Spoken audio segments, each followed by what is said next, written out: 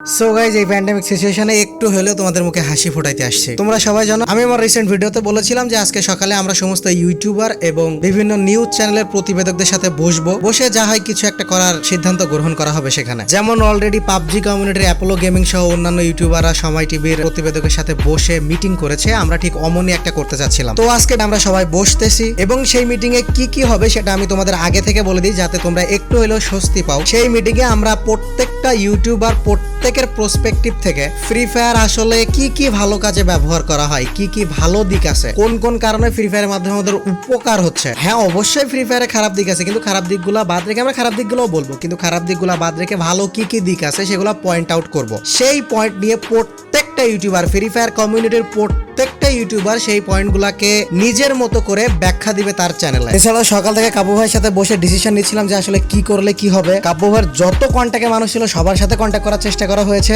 রাজনৈতিক, প্রশাসনিক সব দিক থেকেই চেষ্টা করা হচ্ছে যেন ব্যান্ডটা আটকানো যায়। এছাড়াও গেরিনার মডারেটর, অফিসিয়াল যারা আছে সবার সাথেই কন্ট্যাক্ট করার চেষ্টা করা হয়েছে যেন সবাই মিলে বলা হয়। তো আবারও তোমাদেরকে বলতেছি, সবাই একটুখানি ওয়েট করো। ব্যাপক প্যানিক হওয়ার কোনো কারণ নাই, কিছু না কিছু ব্যবস্থা অবশ্যই করা হবে তোমাদের জন্য। সলিউশন তো একটা না একটা আছে অবশ্যই, তো সেই সলিউশনটা কি আমরা অবশ্যই খুঁজে নিয়ে আসবো। এখন দরকার শুধুমাত্র তোমাদের সাপোর্ট আর তোমাদের সচেতনতা। সবার কাছে রিকোয়েস্ট, কেউ গ্রুপে এখানে ওইখানে আবল তাবল পোস্ট করে জিনিসটাকে খারাপ কোনো পর্যায়ে নিয়ে যাও না। ধৈর্য ধরে সবাই একটুখানি চুপ করে বসো। এভরিথিং ইনশাআল্লাহ উইল বি অলরাইট। আসলে ফ্রি ফায়ারের আসক্তিটা আমাদের সামাজিক পর্যায়ে এমন ভাবে প্রভাব ফেলেছে যে সামাজিক পর্যায়ে শুধুমাত্র এটার খারাপ দিকগুলাই উঠে আসতেছে, ভালো দিকগুলো এখনো মানুষের কাছে পৌঁছাইতেছে না। তো এই জন্য আমরা সবাই মিলে ভালো দিকগুলো ফাইন্ড আউট করব এবং সেই পয়েন্টগুলো নিয়ে সবাই ব্যাখ্যা দিয়ে ভিডিও তৈরি করা হবে যে আসলে ফ্রি ফায়ার কি একটু হলেও আমাদের ভালো কাজে লাগতেছে কিনা, আর এই ভালো দিকগুলা দেখে খারাপ দিকগুলা কি ভালো দিকের থেকে একটু হলেও কম কিনা। আসলে গাইস, সিচুয়েশনটা আমাদের জন্যই খারাপ হয়েছে। সত্যি কথা বলতে ফ্রি ফায়ারে এত সংখ্যক বাচ্চা অডিয়েন্সের কারণেই আজকে ফ্রি ফায়ার এই অবস্থায়। যদি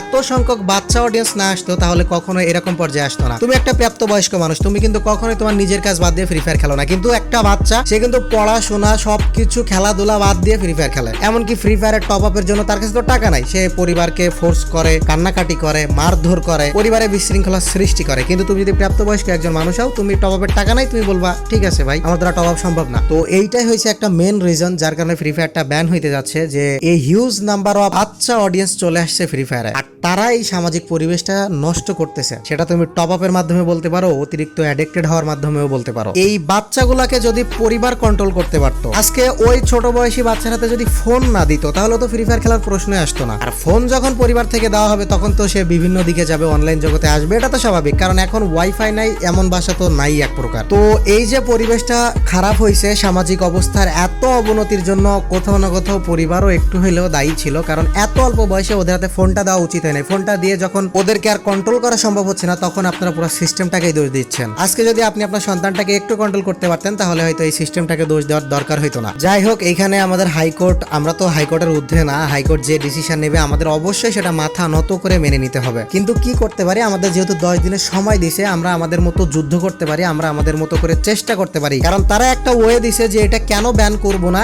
এর জন্য একটা রিজন চাইছে, যৌক্তিক রিজন। আর আমাদের কাছে হিউজ অ্যামাউন্টটা যৌক্তিক রিজন আছে, কিন্তু রিজনগুলো আমরা শুধুমাত্র এইখানে চিল্লাচিল্লি করলে তো হবে না, তাদের কাছে পৌঁছাইতে হবে, একটা ক্রেজ তুলতে হবে। প্রত্যেকটা পরিবারের মানুষ যেন রিজনগুলো জানে, সমাজে বসবাসরত প্রত্যেকটা মানুষ যারা চাচ্ছে ফ্রি ফায়ার ব্যান হইতে, তাদের কাছে যেন রিজনগুলো পৌঁছায় যে না, এতে ভালো দিকও আছে। আর একটু যদি আমরা নিজেদেরকে কন্ট্রোল করে ভালো দিকগুলোর দিকে ধাবিত হইতে পারি, তো আমরা অনেক বড় একটা হিউজ প্ল্যাটফর্ম, এটা আমাদের জন্য ভালো কিছু করার। একে একে বলে তো লাভ নাই, এজন্য আমরা সবাই মিলে একত্রিত হইতেছি, ক্রেজ ওঠানোর চেষ্টা করতেছি যে হ্যাঁ, ফ্রি ফায়ারে ভালো দিকও আছে, এটা হিউজ অ্যামাউন্টের ভালো দিক আছে। একটুখানি নিজেকে আসক্তি থেকে কন্ট্রোল করে যদি আমরা সেই ভালো দিকের দিকে ধাবিত হই, তাহলে আমরা অনেক বড় একটা সুযোগ পাবো। আর সব থেকে বড় কথা, আমাদের কমিউনিটি ভালো করতে হবে, আমাদের মেন্টালিটি ভালো করতে হবে। আমাদের এই ফ্রি ফায়ারের কমিউনিটির এমন এমন মেন্টালিটির মানুষ আছে যারা এই প্যান্ডামিক সিচুয়েশনেও মানুষের মজা নিচ্ছে। আমাদের নিজেদের মধ্যে যৌক্তিকতা বোধ নাই, আমাদের নিজেদের মধ্যেই বিবেক বোধ নাই, তাহলে আমাদের কমিউনিটি টিকবে কি করে? আজকে দেখেন আমাদের সমাজে পরিচালিত আছে ধূমপান, সিগারেট, এছাড়াও যে নিষেধাজ্ঞা দ্রব্যগুলা, এগুলা কতটা ক্ষতিকর, কিন্তু তারপরেও ব্যান করা পসিবল হয় নাই। দিনের আধারে হোক আর যাই হোক, মানুষ সেগুলা কিন্তু নিয়মিত ইউজ করতেছে। এগুলা কতটা ক্ষতিকর, এগুলার কোনো ভালো দিকই নাই। সেইখানে ফ্রি ফায়ার পাবজি ক্ষতিকর, কিন্তু এর সাথে বড় বিশাল একটা অ্যামাউন্টের ভালো দিকও আছে, এটাও তো আমাদের দেখা উচিত। আসলে ব্যান করে দেওয়া তো কোনো সমস্যার সমাধান না, ব্যান করে দিয়েও তো পোলাপাইনকে কখনো আটকানো যাবে না। এজন্য গাইস তোমরা ভেঙে পড়ো না, অনেকে অলরেডি অনেক ভেঙে পড়েছো, অনেক কঠিন সিদ্ধান্ত নিয়ে ফেলাইছো গাইস। এমন কিছু করার দরকার নেই, অতিরিক্ত ভেঙে পড়ার দরকার নেই। যদি ব্যান হয়ে যায় যাবে, তাই নিয়ে আমাদের ভেঙে পড়তে হবে, আমাদেরকে যা হয় একটা কিছু করে ফেলতে হবে এমন তো কিছু না। কিন্তু যথাসাধ্য চেষ্টা করতেছি যেন ব্যান না হয়, ভালো দিকগুলো তুলে ধরার চেষ্টা করতেছি। আমি তোমাদেরকে আগের ভিডিওতে আশ্বাস দিয়েছিলাম যদি 1%ও চান্স দেয় সরকার যে ব্যান না হবে, এমন 1%ও যদি সুযোগ দেয়, আমরা সেই 1% সুযোগই কাজে লাগাবো। তো তোমরা প্লিজ প্যানিক হয়েও না, নিজেদের মতো গেম এনজয় করতে থাকো। আর সব থেকে বড় কথা, কন্ট্রোলে আনার চেষ্টা করো। নিজে কন্ট্রোল রেখে গেমটা খেলো, সমস্যা হবে না। আর এই প্যান্ডেমিক সিচুয়েশনে কিন্তু তোমাদেরকে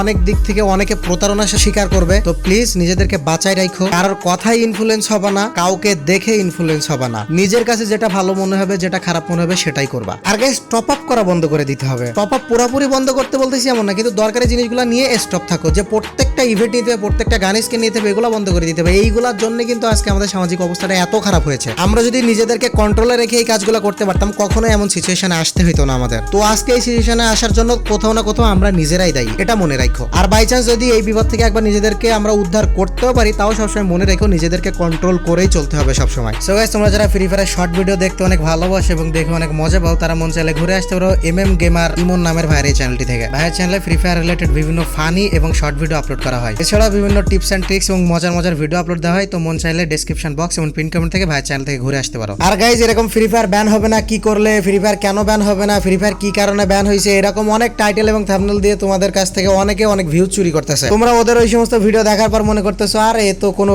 লজিক রিজন বলতেছে না, যে শুধুমাত্র ভিউজ কামাচ্ছে। তো এইগুলা দেখে যারা অরিজিনালি ফ্রি ফায়ার কেন ব্যান হবে না এরকম টাইটেল দিয়ে অরিজিনালি রিজন বলতেছে, তাদের ভিডিও তোমাদের দেখতে মন চাচ্ছে না, কারণ অলরেডি তোমরা দুইটা একটা ভিডিও ওপেন করে দেখছো যে এখানে কোনো লজিক রিজন বলতেছে না। তো আমি আপনাদের সবার কাছে রিকোয়েস্ট করবো, এরকম সিচুয়েশনে কেউ ভিউজ চুরি না করে, নিজের চ্যানেল গ্রো না করে, যদি গেমটাই না দেখতে চ্যানেল গ্রো করে কি করবেন, তো নিজের চ্যানেল গ্রো না করে, ভিউজ চুরি না করে, সঠিক রিজন গুলো বলার চেষ্টা করেন, অডিয়েন্সকে অন্যদিকে ধাবিত করেন না।